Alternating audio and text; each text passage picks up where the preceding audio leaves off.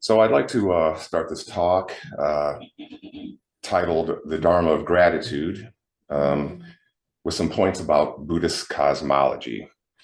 So according to Buddhism, it is incredibly rare to be born a human being. And the Buddha illustrates this point in the Chigala Sutta, the whole sutta. And he begins, monks, suppose this great earth were totally covered with water and a person were to toss a yoke, meaning like a ring, with a single hole there. A wind from the east would push it west, a wind from the west would push it east, a wind from the north would push it south, and a wind from the south would push it north. And suppose a blind sea turtle were there. It would come up to the surface once every 100 years. Now, what do you think? Would that blind sea turtle coming to the surface once every 100 years stick his neck in the yoke with a single hole? It would be sheer coincidence, Lord, that the blind sea turtle coming to the surface once every 100 years would stick his neck into the yoke with a single hole. It is likewise sheer coincidence that one obtains the human state. It is likewise sheer coincidence that a Buddha, worthy, rightly self-awakened, arises in the world. It's likewise a sheer coincidence that a doctrine and a discipline expounded by a Buddha appears in the world. Now this human state has been obtained. A Buddha, worthy and rightly self-awakened, has arisen in the world. A doctrine and discipline expounded by a Buddha appears in the world. Therefore, your duty is the contemplation. This is stress. This is the origination of stress. This is the cessation of stress. Your duty is the contemplation. This is the path of practice leading to the cessation of stress. Now, speaking of stress, cessation, and gratitude, I have two short stories, an analogy, if you will. An anthology, if you will. I don't know if two short stories make up an anthology, but I'm going to say it so. I call it A Tale of Two Toilets. One night during the Dharma of All Beings retreat, there was a knock on my door. It was Peaceful Forest, who informed me in this peaceful way that the toilets were not flushing in the men's area and that material was coming up through the sinks and the showers when the plunger was used. So this is stress. I managed to get a plumber to come out the next morning, but he was not able to do the repair at that time.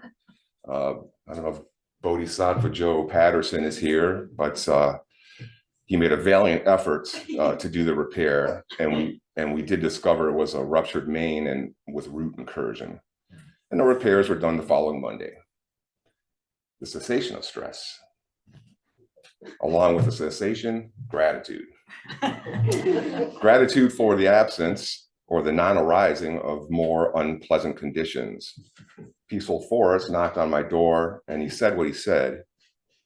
He did not use the words geyser, spewing, gushing, or uninhabitable. He didn't say those things.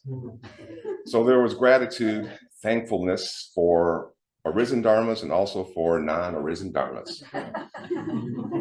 Now on to toilet tale number 2. Get it, number 2?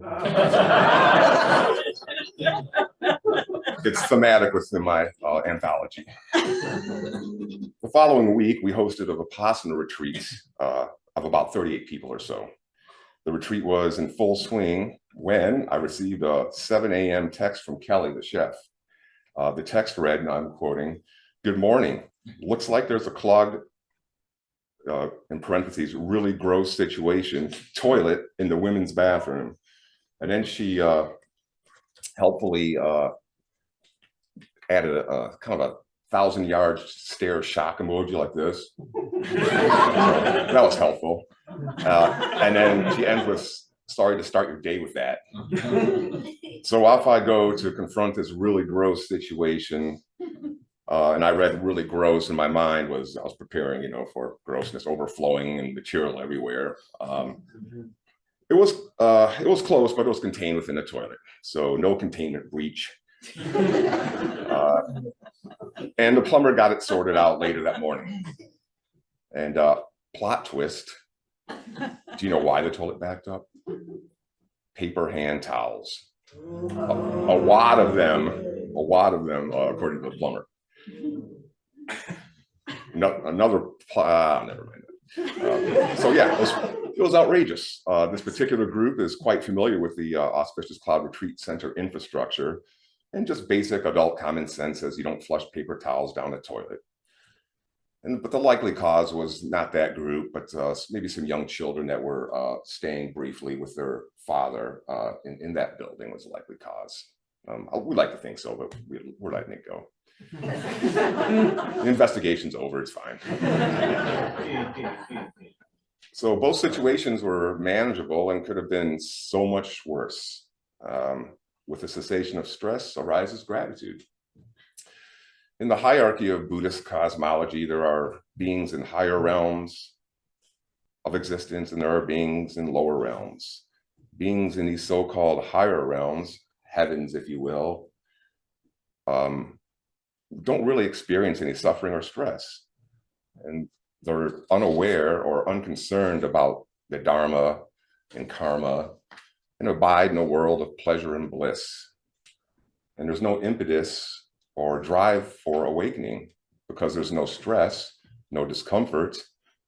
Accordingly, there's no capacity for gratitude. Now, one mark of existence, along with suffering and non-self, is impermanence.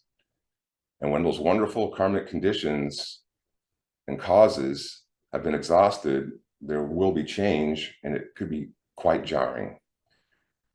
As for beings in the so-called lower realms, animals, hungry ghosts, which are like lost, wandering, craving beings who can never be sated, and those in hellish states, there is no ability to know the Buddha Dharma and no opportunity to change that. Perhaps if the great Bodhisattva Gyōzan, and along with our Dharanis, maybe we can reach these beings sometimes. So we have all gained what Dogen says is the pivotal opportunity of human form. With these extraordinarily rare bodies comes extraordinary privilege. And with these privileged human bodies, how do we move through this one precious life? Do you have a sense of rarity and privilege to see this life and this body as a gift? I think gratitude arises immediately and naturally when we see life and this world as a gift. The human realm is the middle way between high and low realms of existence. The human realm is the Goldilocks realm. Like in astronomy, they say looking for the Goldilocks planet, one that is just right, just the right star, just the right moons, etc. Here there is greed, hate, and delusion. And here there is the Buddha, Dharma, and Sangha. As Dogen says, I think we chanted it today, here there is delusion and realization, practice, birth, and death. Extremes of happiness or suffering do not intrinsically mark our existence. Still, all the states of consciousness, from hellish suffering to divine joy and serene tranquility, can be experienced within the human world. Our world brings with it the 10,000 joys and 10,000 sorrows. There's a Tibetan prayer that says, "Grant that I may be given appropriate difficulties and sufferings on this journey so that my heart may be truly awakened and my practice of liberation and universal compassion may be truly fulfilled." So we live with this koan. How do we hold the dissonance between gratitude for blessings in life and grief over the suffering and pain in the world? Both are true, joy and sorrow, cruelty and compassion. Abiding and accepting the paradox and living in the tension of discomfort of this question is the charge of this practice, of all spiritual practices. It invites the heart to open more fully. It It's when we stop asking this question, turning the koan of how do I, that some concerning alternatives appear. We may sink into despair, consumed by sorrow, or we turn away and ignore what hurts, focusing only on the goodness or distracting ourselves from the fear and pain. I don't think that either is an accurate perspective or a helpful response. We don't act as if we're lulled asleep by comfort or convenience, nor can we act if we're overwhelmed with grief. There's a story, another story, in the Book of Serenity, case number 36, titled Master Ma is Unwell. Master Ma is the Chinese Zen teacher, Matze Daoyu of the Tang Dynasty, or Baso in Japanese. Is that Baso? Okay. And he was said to be a strong, imposing man, and he is credited with applying his fist and staff upon his students long before Linji or Rinzai took up the teaching method. Great Master Ma was unwell, and an unwell can be interpreted as dying. The superintendent of the monastery asked him, "How are you feeling these days?" The great master said, "Sun-faced Buddha, moon-faced Buddha." It's said that a sun-faced Buddha lives for many eons and a moon-faced Buddha for just 24 hours. I think Master Ma meant sometimes robust and healthy and strong, with many years of life ahead, and sometimes weak and to the point of dying, maybe within a few hours. Living Buddha and dying Buddha is all Buddha. Joyful, laughing Buddha and sobbing Buddha are all Buddha. Buddha is always Buddha. When he was very ill and near the end of his life, Suzuki Roshi spoke to his students. And I'm sure, literally, that Tenshin Roshi was there posted by his side. He said, "We may believe that Zazen will make us physically strong and fundamentally healthy, but a healthy mind is not just a healthy mind in the usual sense. And a weak body is not just a weak body. Even though I die, it's all right with me. That is Buddha. If I suffer when I die, that's all right. That's suffering Buddha. There's no confusion in it. We should be very grateful to have a limited body, like mine or like yours."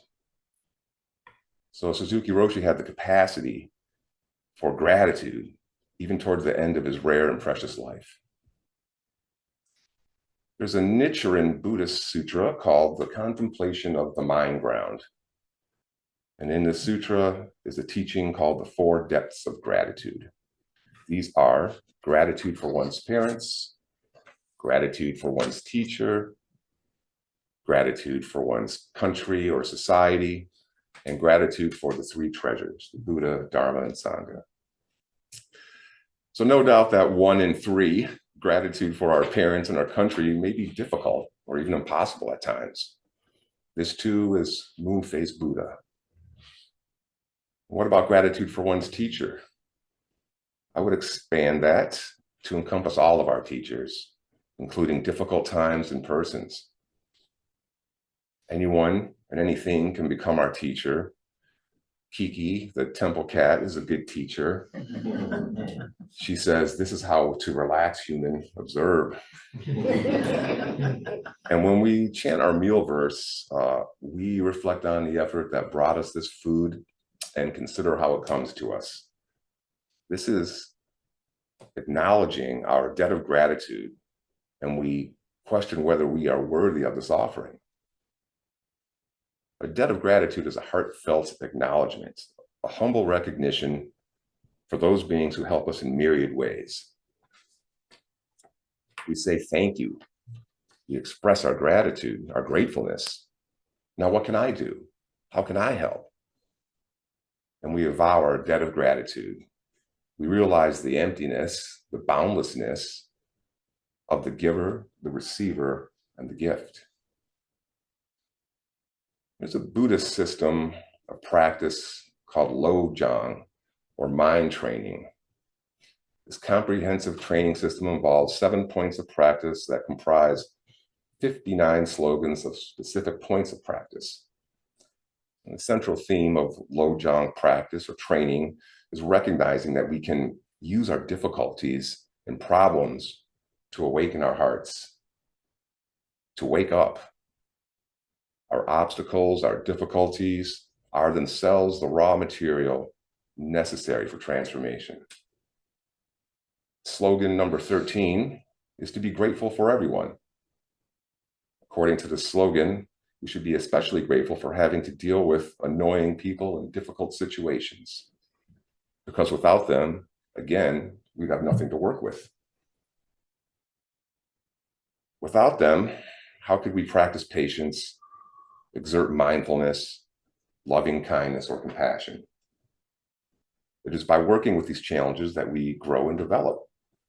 Gratitude practice and loving kindness practice is compassion practice. It's heart practice. There's a form of psychotherapy, I just discovered this, called Nikan. Psychotherapy called Nikan that originated in Japan and was originally first developed by Isshin Yoshimoto in the 1940s.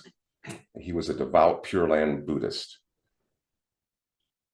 He practiced an arduous method of self-reflection called Nishirabe, which is a really hardcore contrition practice, including sensory deprivation, etc. So he toned this down and created this system, I guess wishing to make such introspection available to others. He developed Nikan as a method that could be more widely practiced. Now, it's not well known that much in North America today, but there are about 30 Nikan centers in Japan, and Nikan is used in mental health counseling, addiction treatment, rehabilitation of prisoners, schools, and business. It's also taken root in Europe with a dozen centers now established in Austria, Germany, and Switzerland. Now, the word Nikan means looking inside, or seeing oneself with the mind's eye. And it encourages the student to step back and reflect on the life they are living. And the practice is essentially predicated on 3 questions. What have I received from Neely? What have I given to Constance? What troubles and difficulties have I caused Galen Roshi? What have I received from blank? What have I given to blank? And what troubles and difficulties have I caused blank? Now, these 3 seemingly mundane questions become ever deeper and more transformative when asked and answered earnestly and frequently, daily. The questions provide a foundation for reflection on all relationships with parents, and friends, and teachers, and siblings, work associates, children, and partners. You can reflect on yourself in relationship to pets, or even objects such as plungers and toilets.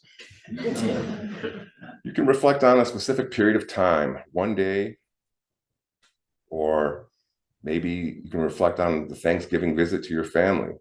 In each case, one acquires a more realistic view of one's conduct and the give and take that has occurred in the relationship.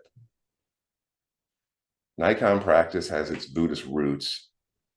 With its Buddhist roots, it's like an antidote to the afflictive obstacles, the hindrances that can impede our capacity for gratitude.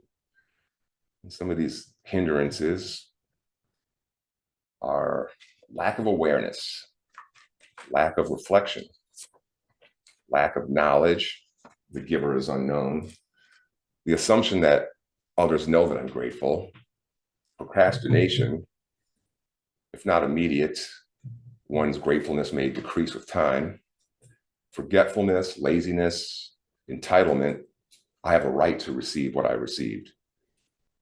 They were just doing their duty. It wasn't much effort for them. They later caused me trouble. Just reading about Nikan therapy brings to mind what is known as the 5 remembrances, which can also evoke, maybe, hopefully, a sense of gratitude. I am of the nature to grow old.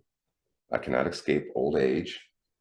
I am of the nature to grow ill. I cannot escape sickness. I am of the nature to die. I cannot escape death. I will be separated from everything and everyone I hold dear. And my only true possession is my actions. These remembrances can be seen as only sources of sorrow, loss, and lamentation. But do these 5 powerful facts of life offer anything else? A sense of gratitude and thankfulness for the gift of our present condition, a bittersweetness, a sense of reverence and privilege for this rare and precious life?